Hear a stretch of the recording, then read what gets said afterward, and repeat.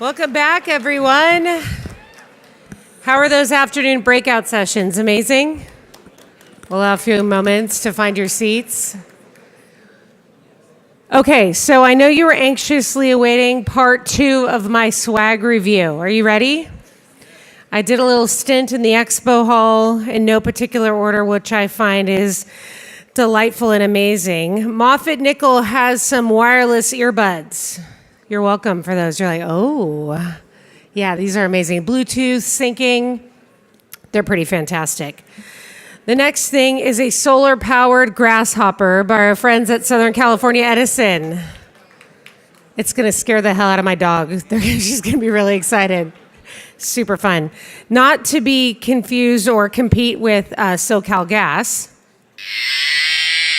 You're welcome. You're like, what is this? It's a stress ball. It's a cow stress ball that moves. Everybody needs that.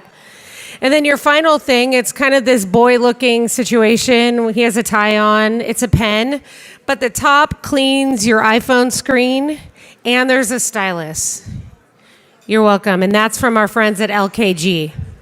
So go get your swag. Carrie's Top 4, Part 2. You're welcome. All right. So welcome back.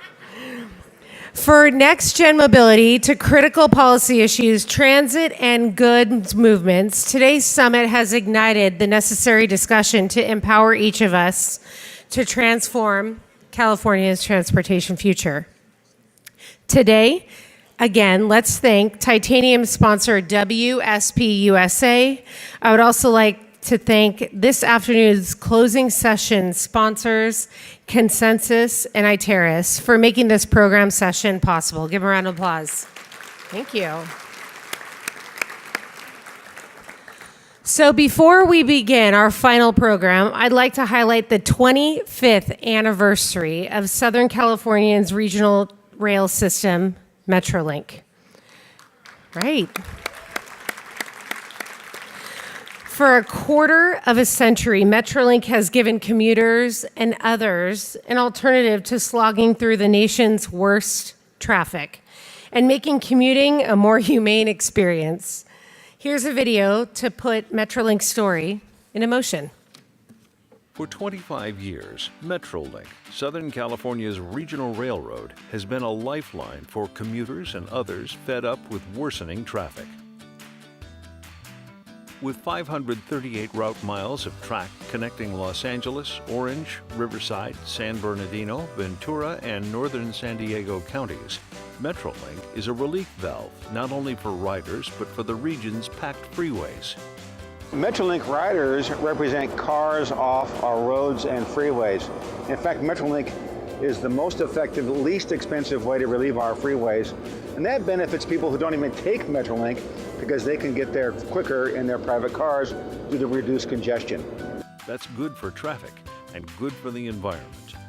Metrolink riders each reduce their carbon footprint by 8 tons a year, taking the train compared to driving solo.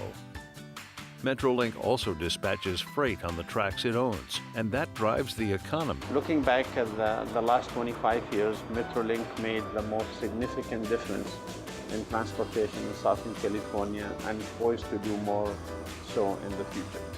Happy 25th anniversary to Metrolink.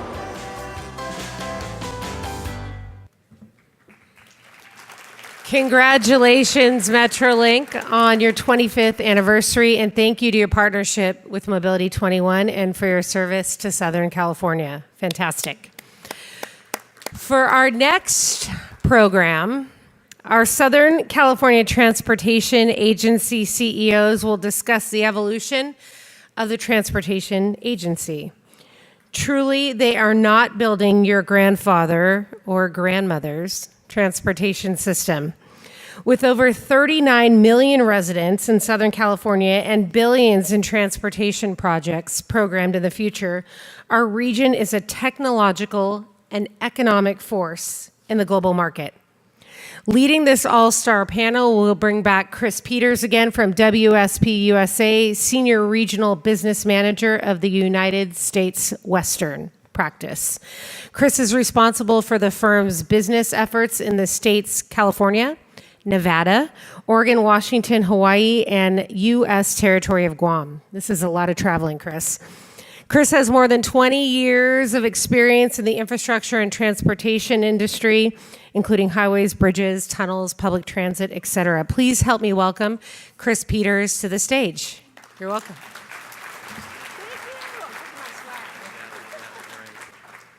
Okay, thank you very much, everyone. It is my pleasure to introduce our closing session panelists. We have Mark Baza, the Executive Director of Imperial County Transportation Commission. Darren Kettle, Executive Director of Ventura County Transportation Commission. Hassan Akrada, Executive Director of Southern California Association of Governments. Phil Washington, CEO, Los Angeles County Metropolitan Transportation Authority.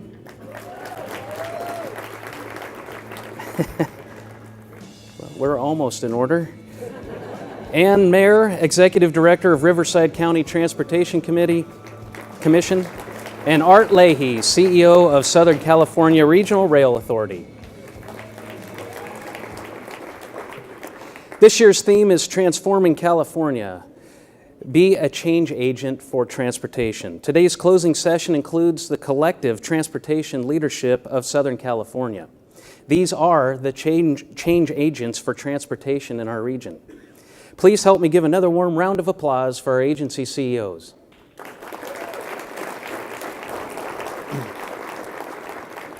We are really excited to talk about some of the major challenges our region is facing, and we can't wait to hear from our panel on the types of innovations and solutions they are developing to transform our communities. And I know that they are eager to touch on new technologies and innovative strategies, retiring baby boomers and the new millennial workforce, funding, and the role of the private sector in delivering innovative transportation solutions.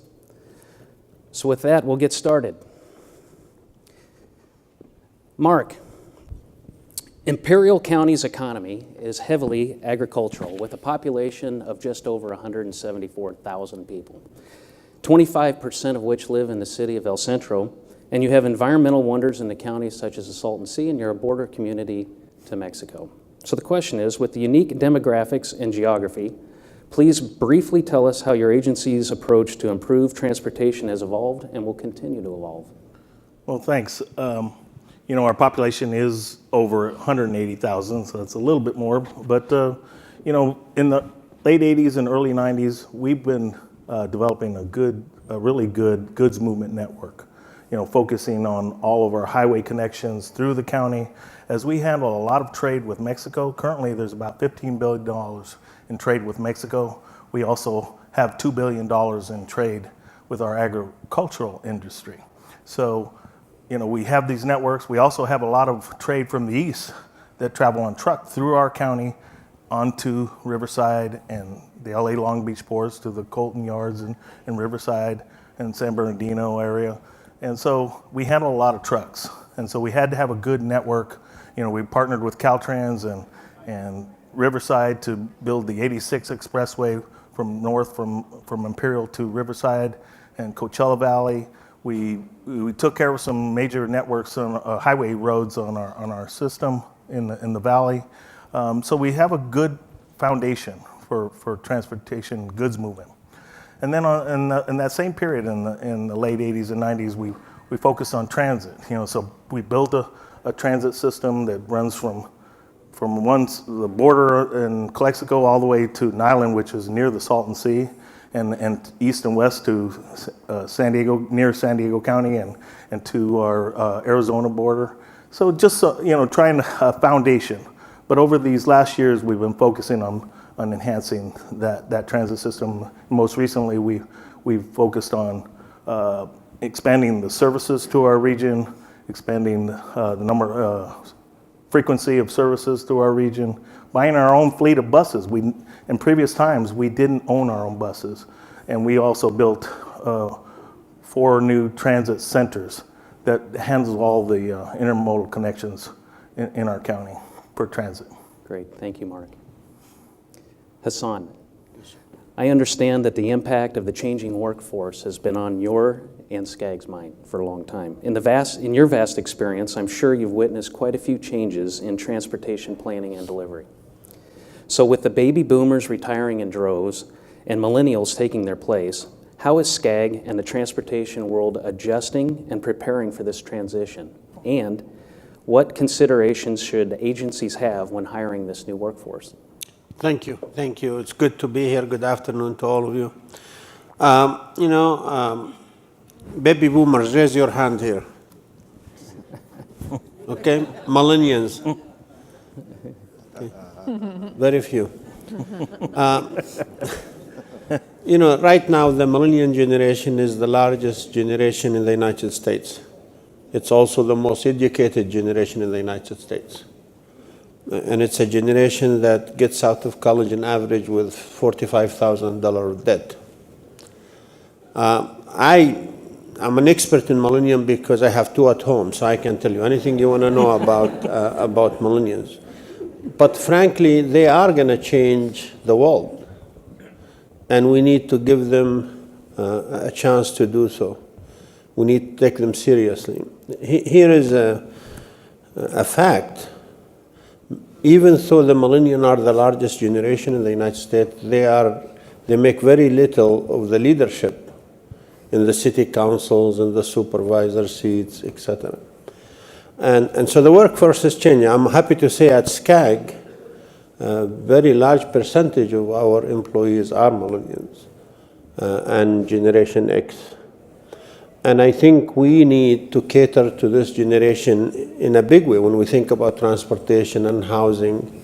And I believe we have not done as good of a job as we can. I know Phil this morning mentioned, he's training the next generation to take over. We need that. As a region, we need the generation that attached to technology to take over. We need to help them. Here is a challenge. The millennials are our kids. We need to keep them here, but they cannot afford to live here. In Orange County, a median house is $775,000. You need to be making a lot of money to afford that. In LA County, over $600,000. And so we need the millennials to stay here. We need to make sure we build houses that they can afford.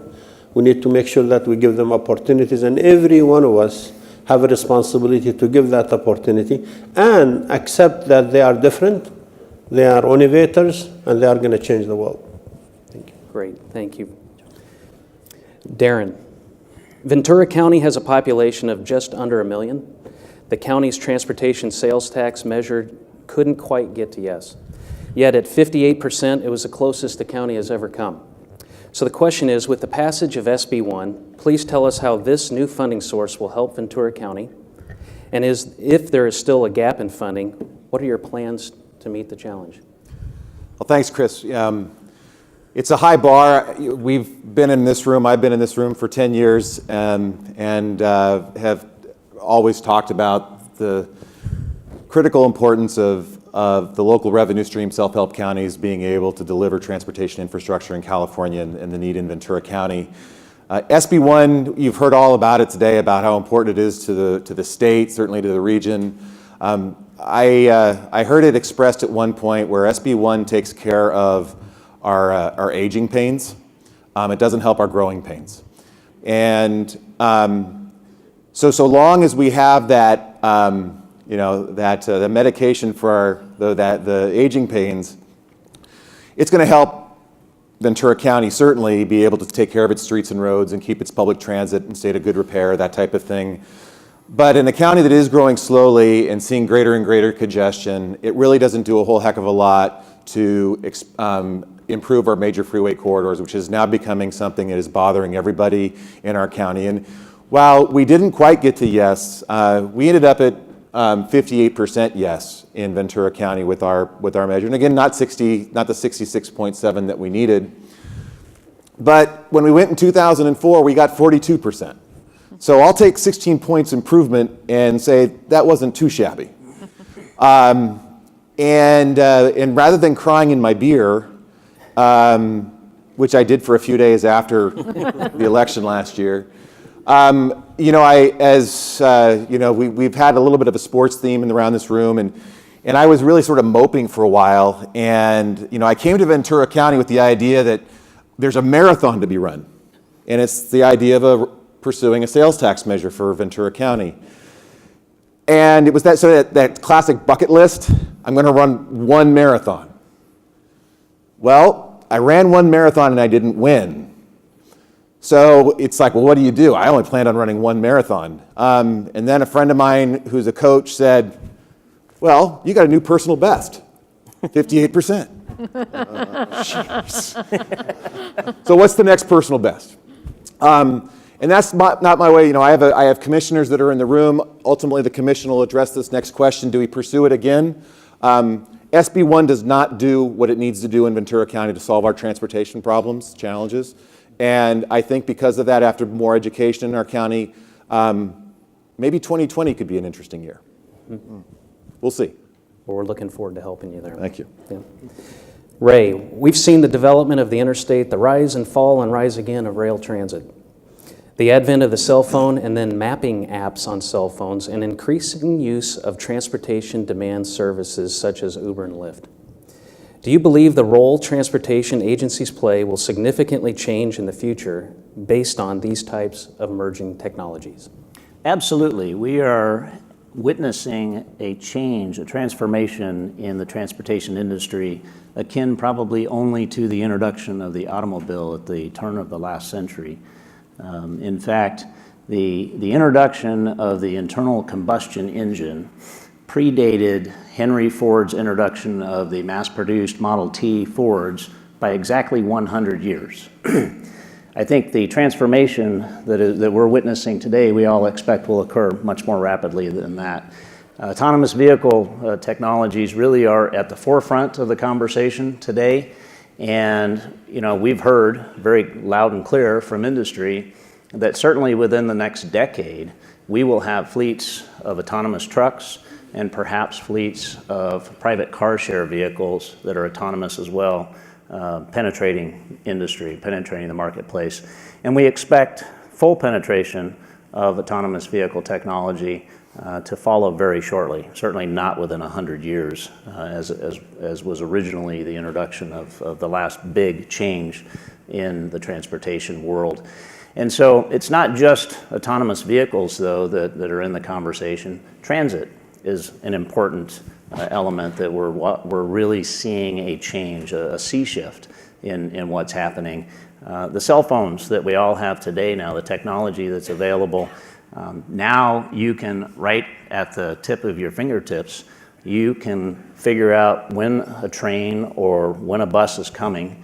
You'll know immediately if there are delays in the service. You can make decisions on how you're going to move from point A to point B just with that device today. Cell phones also, the mapping technology that exists therein, have completely negated the need for running around with the big bulky Thomas guide that we all used to carry with us when we went places, right? That Thomas guide now is just a little app in the cell phone, right? So major changes are occurring. And what does that mean to us assembled up here on the stage this afternoon? We as Darren was talking about a sales tax measure in Ventura County, it's a very laborious process to go in front of the voters and to try to convince the electorate to trust us with their hard-earned sales tax or hard-earned dollars, right? And so to do that, we have to come forward with generally a very prescriptive ordinance that says we are going to deliver projects A, B, and C, right? And when we do this, again, because it's so laborious to go through the process and because of the politics that are involved, we generally run sales tax measures for a long period of time, 20, 30, eternity, however you look at it, right? But if you have to tell the electorate we're going to do these things, how do we do that in a time when things are changing so rapidly that we don't know what tomorrow is going to look like? And so I think our challenge moving forward is how do we continue to build the trust with the electorate so that we have money at our disposal, and yet have that money be flexible so that we aren't stuck in today's norm 30 years from now. Thank you. Thank you, Ray. Okay, Phil, we know that through your Office of Extraordinary Innovation, Metro has been aggressively pursuing P3s and other forms of transit project delivery. Can you give us an update on your progress and some of the innovations that you find interesting? And can P3s work for every transit agency and on every transit project?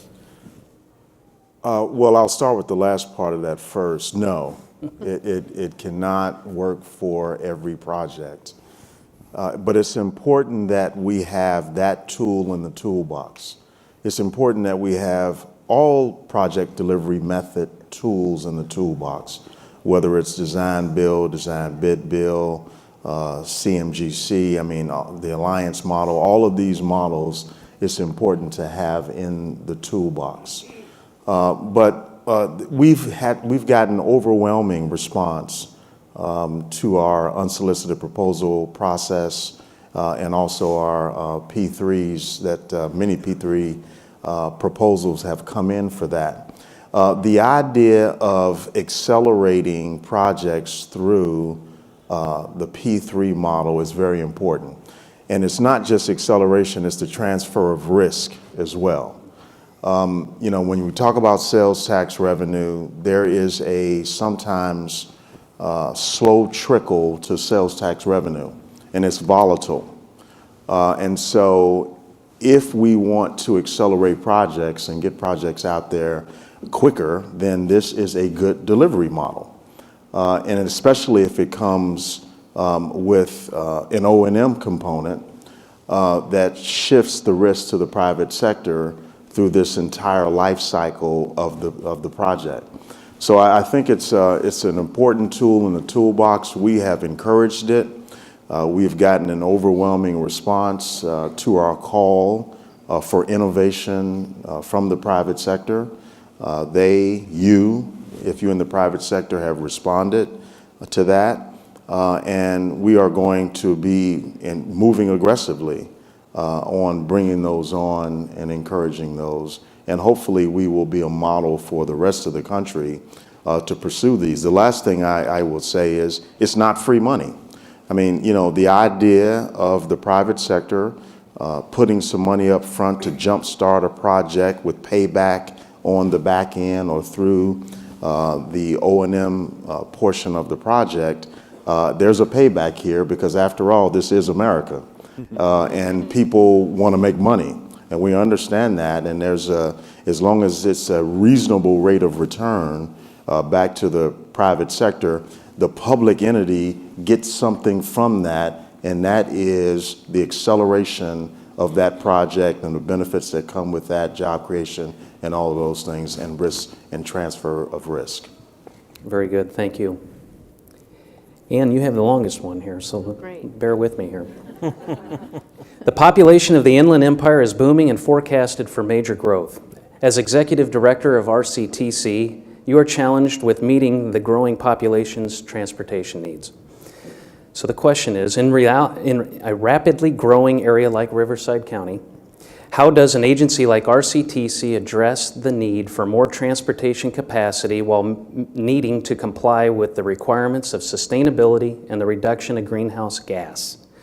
Can an area like Riverside County meet its capacity needs while complying with the new realities of SB 350? Well, environmental stewardship has long been a principle embedded in all of RCTC's policies. So it's very important to us, whether we're talking about air quality, whether we're talking about preservation of open space. It's a really important part of all of the decisions that our board makes. The Riverside County Integrated Project that was started 20 years ago looked at transportation network for the future, habitat preservation, and good land use decision-making processes. So we've got the Habitat Conservation Plan. It's one of the largest in the country. We've got another one out in the Coachella Valley. So I think that's the foundation for the future in terms of preserving the quality of life in our area. The air quality issue is going to be a little bit harder to resolve. by virtue of where we are and the fact that so many goods move through our region, the fact that we have, mountains surrounding us, and depending on which way the wind blows, we've got a lot of air quality issues out on the Inland Empire. So it's a real challenge, but I think what we're going to be focused on doing is identifying ways of making sure that, for example, UCR, and Dr. Matt Barth was facilitated an earlier panel. Matt is from University of California at Riverside, and he's doing some really tremendous research related to autonomous vehicles, looking at trucking and how automation of trucking and free flow on corridors could improve air quality. So Matt's doing some great research. We're looking at teaming up with UCR to embed their research into some of our long-range transportation planning. California Air Resources Board is relocating their testing facility to Riverside to be adjacent to UCR. We think that will also give us some really good opportunities to have Riverside become, the air quality specialists in California, and we think that will give RCTC a lot of real opportunities. And it's really important. It was mentioned repeatedly today on panels. So many people are moving to Riverside and San Bernardino County because that's where they can afford to live. And it's a long way from their job, and we have to be able to accommodate all of those folks that are heading out in our direction. So we've got a lot of people coming. We've got to try and make sure that we make some really good decisions, encourage good land use decisions. It's a tough task, but I think we're ready to do it. And what makes it particularly challenging for us, we have urbanizing areas, and in those areas we can't build our way out of congestion, but great areas in Riverside County are still suburban and rural. We have areas that still have dirt roads. We need asphalt, we need sidewalks, we need bus stops, we need basic facilities in some places. We still need to build roads in Riverside County. So we've got some dual challenges there, but I think we're up for it, and we certainly need to take advantage of university research and technology to help us get there. Great, thank you, Ann. Art, thanks for being here. The Southern California Regional Rail Authority administers the Metrolink service on long existing rights-of-way in a 5-county region. Over the years, the population centers and work hubs have shifted throughout the regions. So how do you keep Metrolink ready to respond to the evolving transportation needs of Southern Californians? Well, I think in general that trend is good for Metrolink because it results in even longer trips, as Ann has just outlined. Our tracks are fixed, obviously, so we can't change routes as you might on a bus line. But what we can do is adjust schedules against how ridership patterns may be changing. I do want to note that important for us is to acknowledge that the freeway system in LA is basically done. In Orange County, it's going to be done when the 405 project is done, and that's being done on the inside of the freeway, the middle. They're not going to widen freeways in LA or Orange County. In 10 years, I suspect it'll be done in Riverside and Orange County, Riverside and San Bernardino as well. So what we're going to face in the longer term is fixed capacity on those roadways while we have a population which is spreading out and taking longer trips. And of course, that's where Metrolink comes in. What we are working on doing is some basic things like double tracking. Much of our right-of-way is single-tracked, one pair of tracks. That means that if there's a delay of some kind, it just escalates throughout the system. We're working on grade separations, which is very important for safety and truck and auto congestion. But we're working on other things, though, that are much more, if you will, innovative. We're the first commuter railroad in the country to have public PTC in place to protect trains from running into each other. We're having our first Tier 4, the cleanest locomotives around. Will go into service later on in October.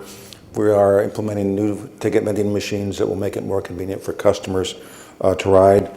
Just today, we started a test on a new website that'll make information much more readily available. And even Metrolink is involved in social media, whatever that is. So, what we're seeking to do is to get ready for this future when there's potential for more demands. I'll just close by noting that the average trip on Metrolink is about 15 times longer, plus or minus, than the average bus or light rail trip in Southern California. That's because the folks live further out. And they're moving further out. Moreover, Metrolink riders have higher incomes, they own cars.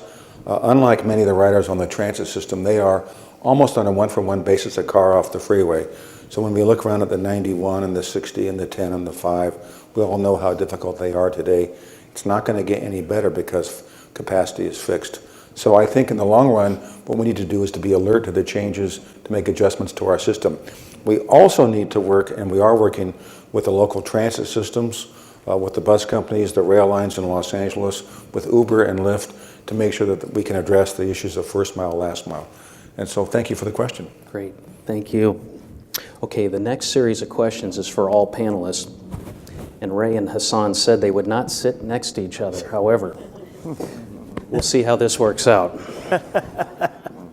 We've touched on many innovations and future strategies. When it comes to measuring the success we wish to attain, is the old way, based on ridership, for many of our agencies still relevant? Or should we, as a region, discuss a new metric of performance for our evolving transportation agencies? Okay, I'll start. You know, in my other life, I'm an adjunct professor, so there is the academic side I'm going to bring to this discussion. A lot has been made about, the transit ridership in the nation is declining, and in our region is so. And I strongly feel that don't judge the transit system yet. When you have a system that's yet to be completed, when we're just talking about the first and last mile, and we have a lot of innovation in that now with Uber and Lyft, I believe that transit ridership will change. So the transit ridership is not the best measure right now. Having said that, I think transit agencies in our region, I believe we have over 200 operators, need to stop thinking that to run the transit the way we ran it in 1950, 60, and 70. It doesn't work. I work in downtown Los Angeles. I live in Rancho Cucamonga. Oftentimes, 9 o'clock, 10 o'clock at night, I see the Omnitram buses. And I'm sorry, nothing against Omnitram, but I see them with one rider, 2 big buses. So I have a solution for you. Find that rider, give them a $5 or $10 voucher, or Uber or Lyft or whatever, and you save a lot of money to the public. That should not mean that transit is not working. That means we have to adjust to the new way of providing transit. That's why I applaud Metro by putting the innovation office in, by looking at the first and last mile, by completing the system. I believe transit ridership now is not a measure because we don't have a system that's complete. We don't have a system where people could go from home to the station and from the last station to the destination. And we're doing work toward that. But as long as the transit operators are not willing to think the future is different, we're going to have an issue of people riding transit. We have to make it as competitive as sitting in your car and going somewhere, even better. And we can. I believe we can. Let me add to that. I agree with that. But ridership cannot be the only metric that we use to determine our effectiveness. And when we start looking at the options, the mobility options, now, yes, we need to restructure and review our bus service that's on the street, and we're starting that right now. It's a massive effort. Metro tweaks their bus service 3 times a year or something like that, but this massive review of the entire system, we're doing that to make sure that our bus routes go to the new employment centers and all of that. But the idea that we should only look at ridership as a metric, I don't think is good. We impact in a positive way congestion all over the region. We have increased options for mobility as a society over the last 20 years, bike share, Uber, Lyft, all of these different things, density near transit, all of those different things. Do we really think with the increase of the mobility options that we have put out there that bus ridership will stay the same? No, I mean, we've increased the options. And so I'm not pulling my hair out over Such as it is. Such as it is. Yes. I'm not pulling my hair out over the cyclical nature of bus ridership. And so I think we have to look at how we positively impact the system in many, many other ways because of the increase in mobility options over the last 10 years or so. Mm-hmm. Good point. Art, anything to add? Sure. You know, there has been an immense evolution in transit systems. It used to be in LA, the Metropolitan Transit Authority. It's not the Transit Authority now, it's the Transportation Authority. All of the counties up here, except one, Darren, have sales tax. It's a matter of time. And Personal no, 58. No. You know, Yes. so we do things today and have for the last 20 years that would have been unimaginable in the past. And what Phil said is true. So we're just getting ready to learn how to deal with this new animal, a transportation authority that does freeways and toll roads and buses and trains and all kinds of bicycles and other things. So that's going to be an evolution which will continue. I would offer one word of caution as regards the transit system as an old-fashioned transit guy. It is the task before an authority, a transportation authority, are so demanding and so diverse. It is easy to lose track of the operational details, which can lead to losing millions of dollars painlessly through bad scheduling or bad maintenance or whatever. So I think the task is to do two things. Adjust to the authorities and the opportunities the Transportation Commission has, and at the same time make sure that whatever transit there is properly managed in the old-fashioned way with nuts and bolts and pennies and minutes on schedules. Mm-hmm. Chris, before you go forward, I just want to maybe throw something out. As we were just sitting here listening to Art talk, it struck me there's an interesting paradigm shift here because Art Leahy doesn't have a sales tax either anymore. So he's picking on Darren. Right. I don't know. I've already got my sales tax passed in Orange County, so that would lose forever. So here we go. Besides that, Ray, you give me some of your sales tax. If you behave. Okay, next question. And Darren, I didn't write this, so at any rate, many of you administer sales tax measures.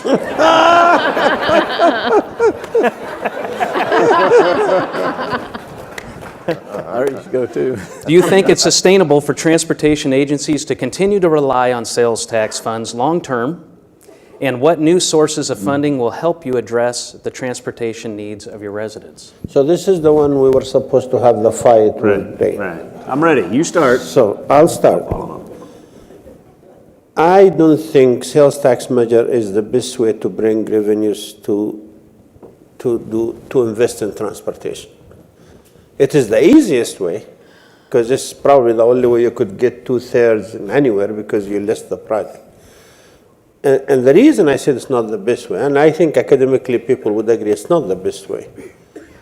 The best way is for anything. If you use it, you pay. If you don't use it, you don't pay. But for sales tax, I believe it's very regressive too. A lot of people who pay into the sales tax don't own a car, so they don't have access to the roadway system. And that's not fair to them. I would like, I know Federal Highways and Federal Transit in here. Give Federal Highway and Federal Transit a hand. I would have liked them to continue giving us 90% of the transportation funding. But even you would argue that gas tax and sales tax are not the best way because they're not commensurate with the use of the system.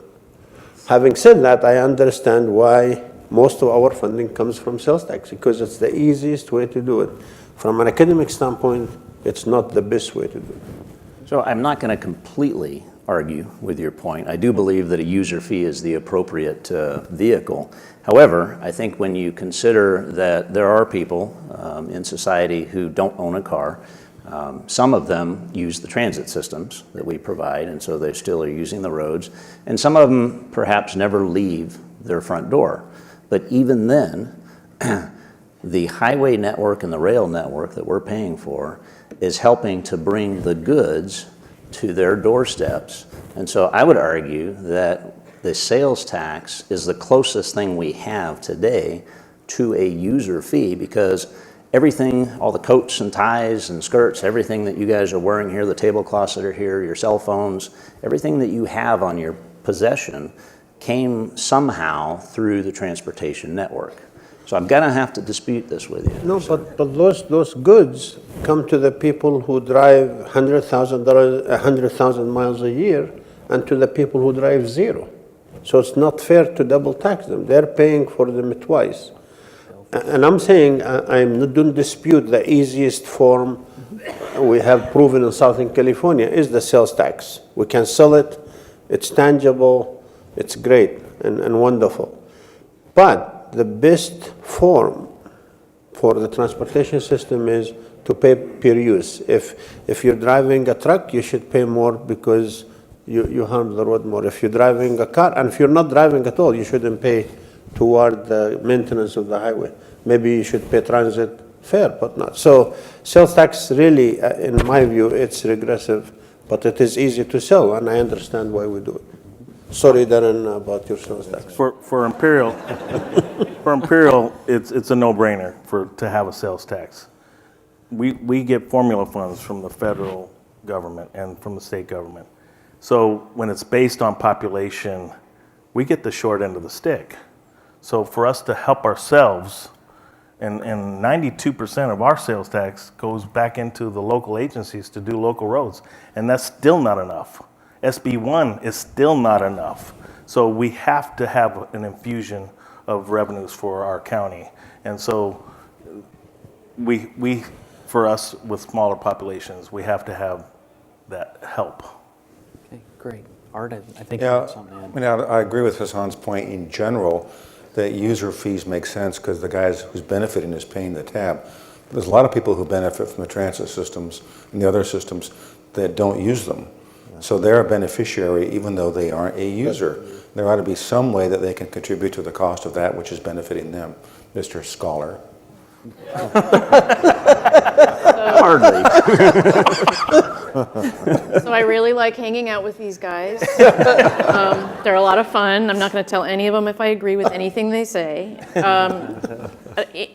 You know, it may not be the best way, but it is the way we have. I think what we need to really be careful about is making sure that people don't assume that because we have the sales tax, we don't need any more money. And I think that gets back to the federal conversations we've been having today, is that just because we have sales tax measures, because voters have chosen to help themselves to get local priorities handled, that can't lead to us losing other funding opportunities because we took care of it, we're done, you know, they can move on to something else. So I think we need, as long as we have these as a funding mechanisms, we need to make sure we protect them. Can I add to that? Because I think that big point there, I mean, there's sales tax measures, but the federal government should be putting in a lot more than what they're doing. I mean, when you look at the state of California, what is the 6th largest economy in the world, you know, it's incredible. I mean, the tax base here and the amount of taxes that residents in California pay, to say in the skinny budget that came out a few months ago that self-help regions should be not rewarded for going out. I mean, there should be some real money from the federal government and we shouldn't have to beg for it. To that point, actually, just to Phil's and Ann's point, and there is talk in Washington about, you know, self-help counties shouldn't get any assistance.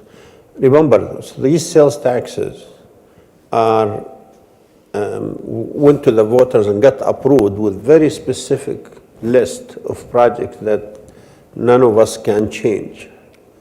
They're not there to maintain the state highway system, for example, which is expensive. They're not there to do the connectivity projects that's not there. So it is important to understand that if we keep doing sales taxes with a specific project, there's still a lot we need to address the project, the system we have that nobody addresses.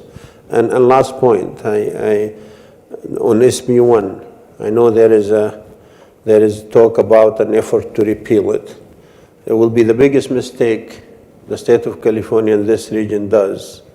And the only people who's going to be hurt are the people of Southern California, the 19 million we serve. So I hope we stand strong against repealing SB1 because we really need it. It's overdue. And if it gets repealed, the sales tax are not going to pay to maintain the highway system, the state highway system. Okay, very good.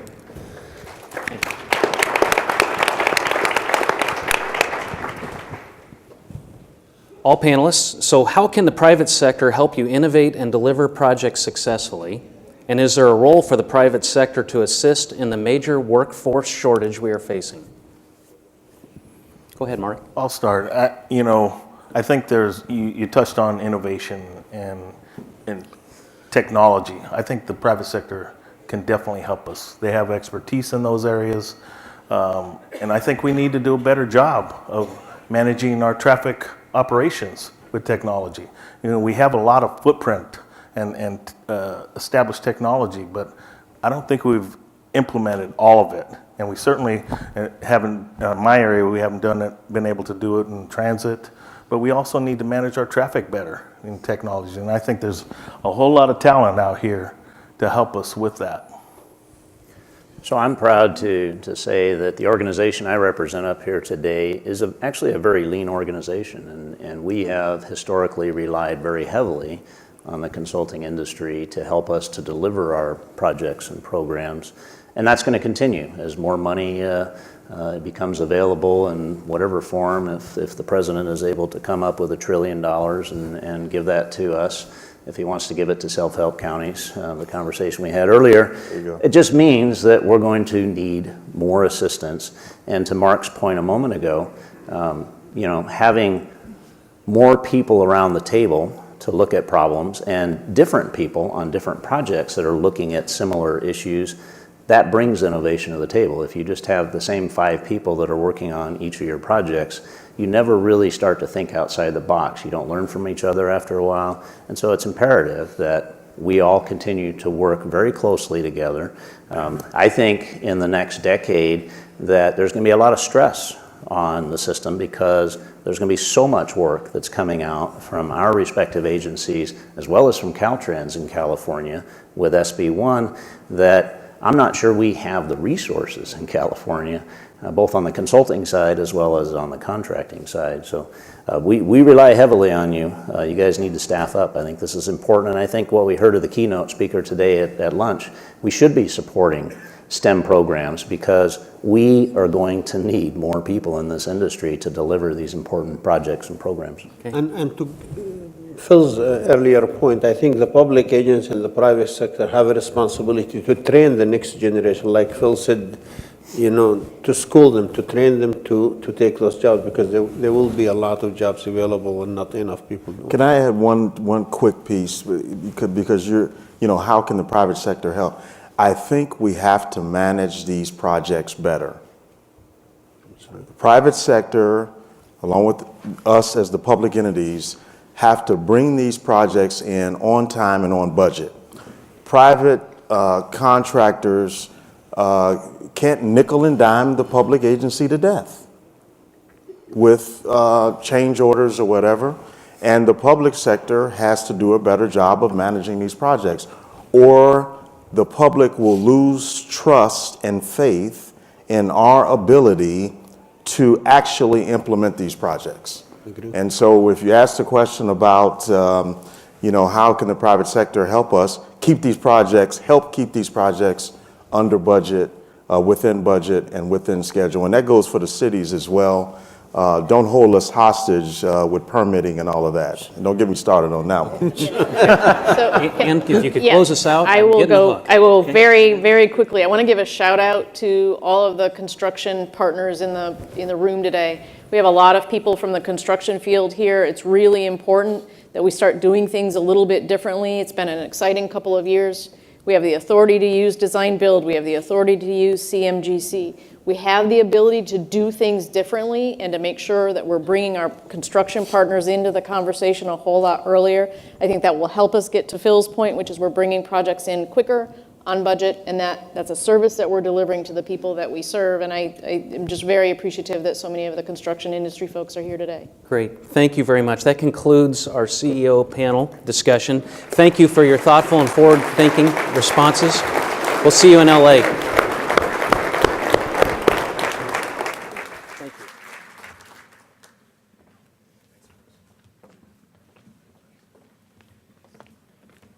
Great work. Great job. Great job. Wrap this up.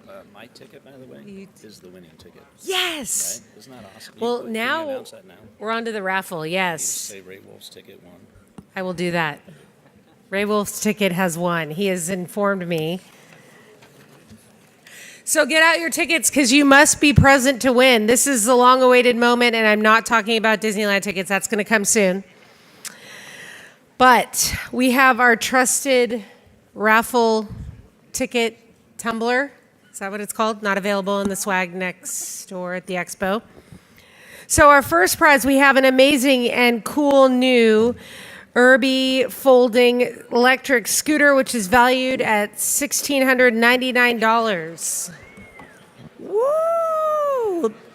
So you're telling me it's better than the fidget spinner? Come on. All right, so we're gonna pick the winning ticket. Table drum roll, please. Okay, again, you must be present to win. I want you to laugh and hoot and holler with excitement. 5, 3, 5, 7, 9, 1, 7. 5, 3, 5. Did you? Liar. 7, 9, 1, 7. Did you? Yeah! Come on up.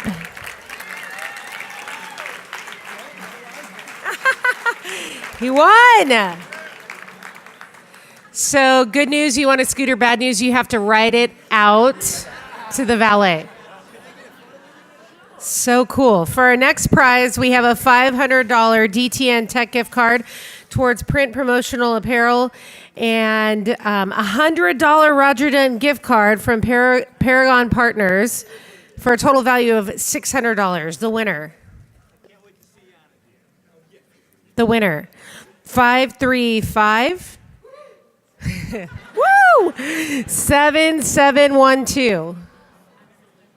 7, 7, 1, 2. Do these all begin with 5, 3, 5? 7, 7, 1, 2. Nope, not present to win.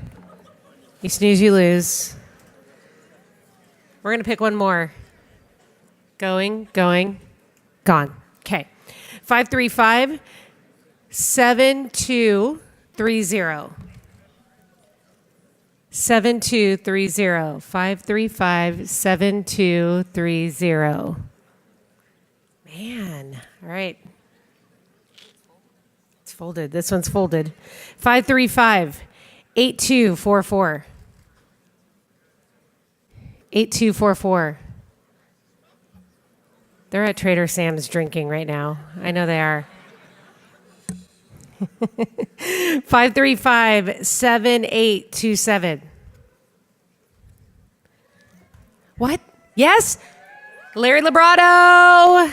You're taking me golfing. Sweet. It's on. It's on. Our next prize includes a $150 Nordstrom gift card from VCS Environmental, a swag bag, $30 gift certificate from Free Tolls from TCA. Yes.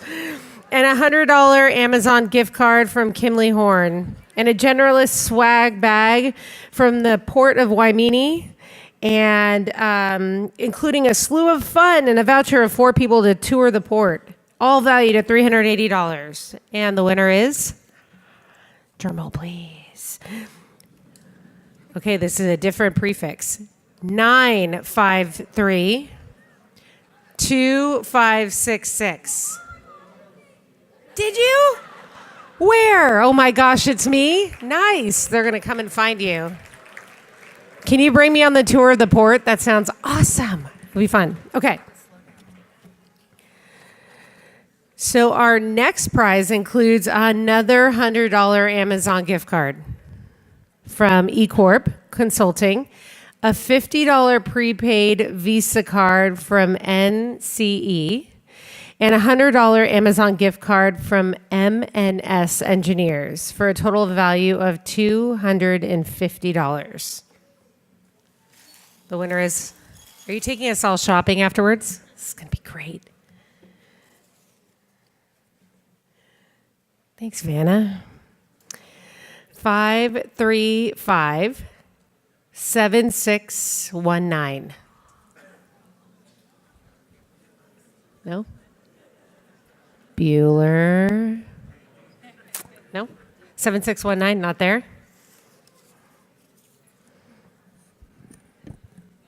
I heard a Vanna White Wheel of Fortune ringtone going on over there. 535-8275. 535-8275. Where did everyone go? How many raffle tickets did each person get? All right. 535-7480. No, I heard a no. Larry Librato's going to win again. I can feel it. No? 535-7241. Yes? Who is that? Was that real? That's the real deal? Yeah, she's walking. It was like an unenthusiastic woohoo. All right, so our next prize includes a $100 Best Buy gift card from Parikh Consultants, a $100 Nordstrom gift card. Oh, it's getting better. From Ariano and Associates, and a $100 Amazon gift card from Terracon, valued at $300. The winner is. Oh, it's so exciting. I'm going to go shopping. 535-8472. $300, going. Okay.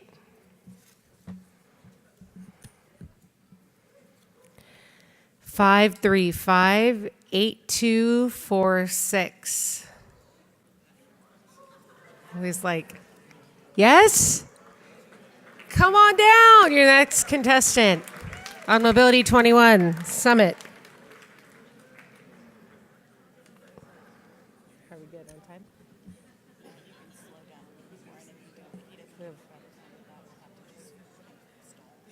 Okay. So last but not least is our final prize in Apple TV.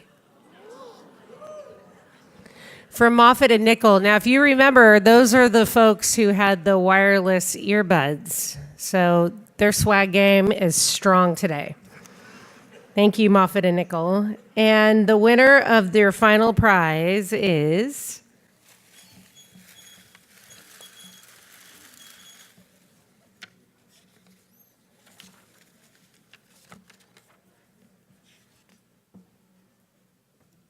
oh boy.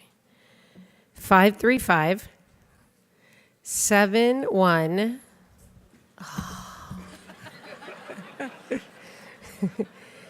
Ray Wolf, how did I do? You're not there yet?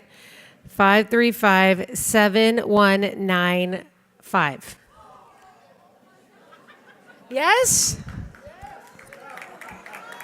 Nice. We're going to verify it. What do you think?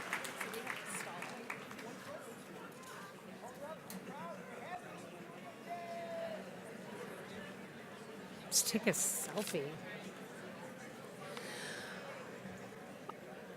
All right, so we have one more award to present. I know you're not done yet. This is like getting better and better and better. So we're going to gently stall for some time to wait for our guest of honor. He's super important and super amazing. So if we can kindly just be respectful and wait for him, it would be fantastic. It's Senate President Pro Tem Kevin De Leon. So He was flying down from San Francisco. He was signing the affordable housing bill with the governor, and he came specifically for Mobility 21 to accept the award. So if we can hang tight, talk amongst yourselves, maybe Clash Royale, Candy Crush or something, get a game out going, that'd be great. So hey, if you don't already follow us on Twitter and Facebook, now that you're all checking your phones feverishly, get out your Facebook, your Twitter accounts. If you can hashtag Mobility21 and hashtag Mobility21 Summit, that would be fantastic. We'll have videos and photos and so much more posts to share. Now, if you remember, you have your Twilight tickets available, right? So your Twilight tickets are available out in customer service. If you want to go swing by, try to get it, come back in for the award, that would be great. A little tip for all of my friends. So the Senate President, Kevin De Leon, is on his way in. He's on his way in, my friends. So if you can tell all of your colleagues outside, I see you all standing out there. Come on in. No.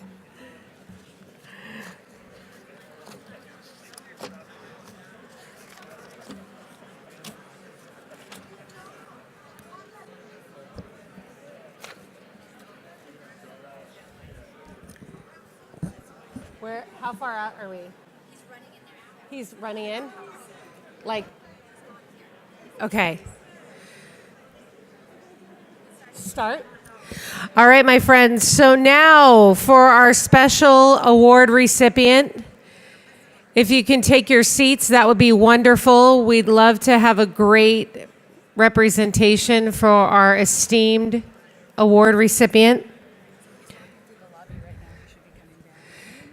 Senate President Kevin De Leon was originally planned to join us this morning. He is here now from San Francisco, and because of his commitment to Mobility 21 and transportation in the Southern California region, he rushed down here on a plane during his lunch hour to come down.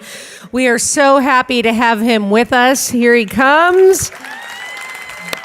It is our honor and our pleasure to introduce and announce the 2017 Mobility 21 Public Sector Leader of the Year Award to the very timely, and we are so great and gracious, happy that you are here, the Senate President, Kevin De Leon.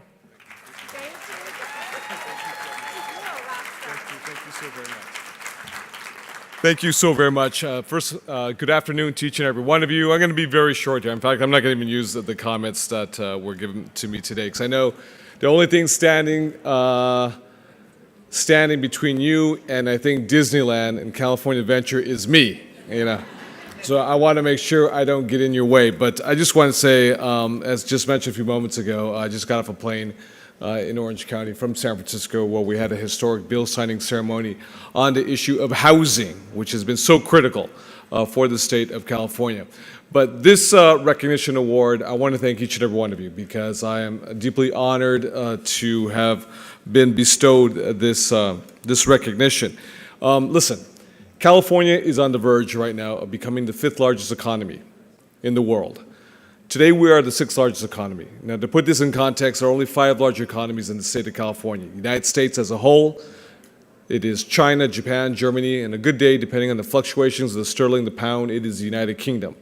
And at number 6 is your great state, the state of California. We are the innovation nation state and the economic engine that, quite frankly, keeps America moving, because we are 13% of the overall GDP of the United States of America.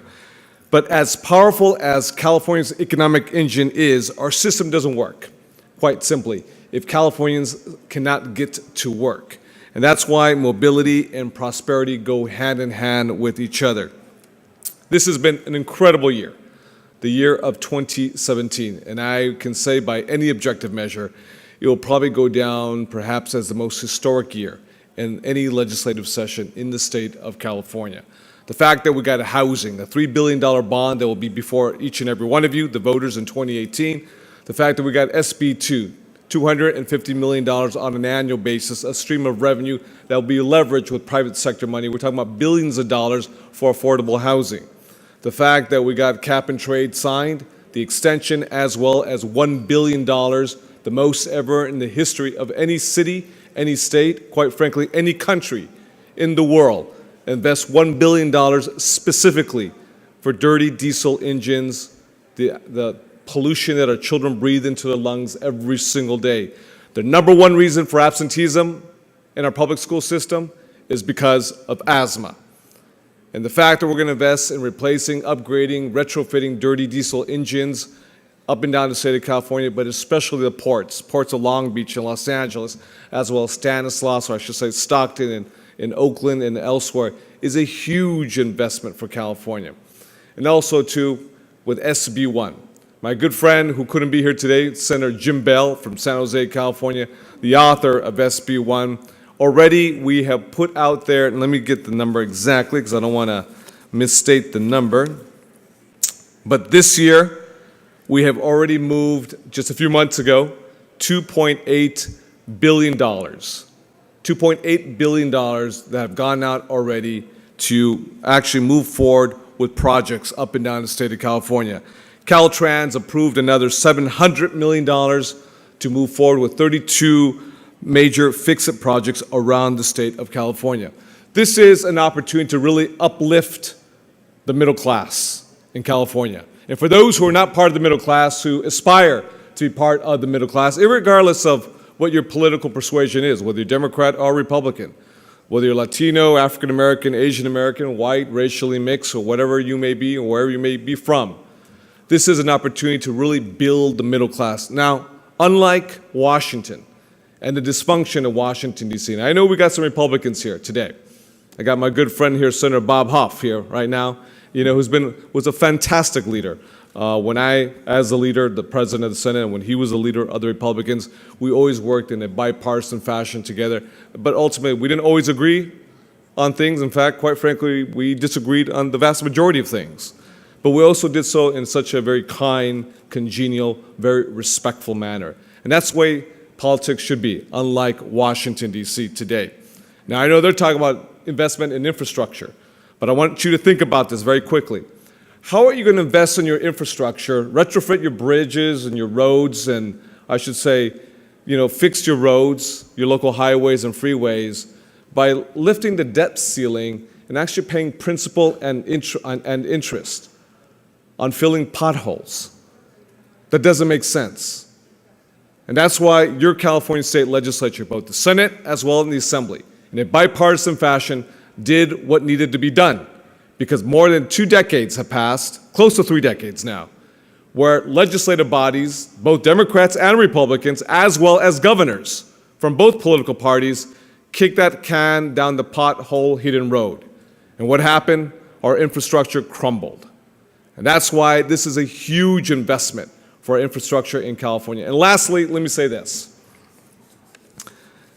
As you know, as a result of this measure, SB 1, not too far from here in Orange County, we have one of my senators who's up for a recall.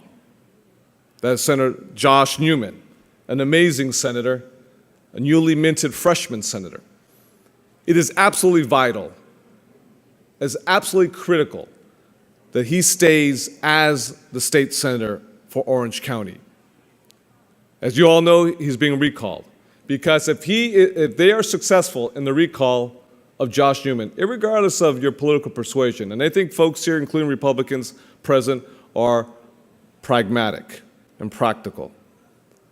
The next target will be SB 1. And if they go after SB 1 through a ballot initiative in 2018, all this talk about investing in the middle class and giving those individuals who are not part of the middle class a real opportunity, a real ladder that's tangible and quantifiable, that they can actually scale up and become part of the middle class, that goes out the window. It's all for naught. And I'm not trying to be partisan here, folks. Just trying to be honest and pragmatic. This is why it's absolutely critical that we keep Josh Newman, because we keep Josh Newman, we keep this attempt to recall through the ballot initiative, the infrastructure, gas plan, that we all together moved forward. And a lot of advocates here present today worked the halls up in the legislature, knocking on doors, engaging with members across both aisles. And I want to thank all of you for the work that you did, and all the local work that you do at the various counties up and down the state of California, whether it's LA County, whether it with Measure M, and how we leverage dollars, or whether it's Bay Area and other parts of the state, that where political leadership has the courage to move and step forward and do the right thing, and taking these dollars and leveraging these dollars and stretching it for real projects that improve the quality of our life, shorten our commute times so we can invest this time with our families, with our loved ones. So I want to say to each and every one of you, thank you very much for bestowing me this, I don't even have it. Do you have it here? Is it real? Yeah. It is real. Okay, it is real. Yeah. And the last thing I say is this. Listen, there's a lot going on at the national level. I'm not going to get into it right now because I know you know I can get into it for a very, very long time. But given transportation, given housing, given climate change, given our commitment to clean air for all of our children, regardless of who you are and where you come from, given our commitment to immigrant families that come from all over the world, whether you're from Ireland, whether you're from Scotland, Wales, Germany, whether you're from Mexico, Vietnam, El Salvador, or Guatemala, or elsewhere. This is a state that respects diversity and inclusivity. And that's why it is vital that California remains America's exceptional example, a beacon of hope and opportunity in a very uncertain future that is America today. That's why California stands out. That's why I'm proud to be a Californian. I know a lot of folks are proud to be Californians. Even my Republican friends will say privately, I don't agree with what's going on in Washington, D.C., Kevin, but it is what it is, and I'll join ranks with you. It is what it is.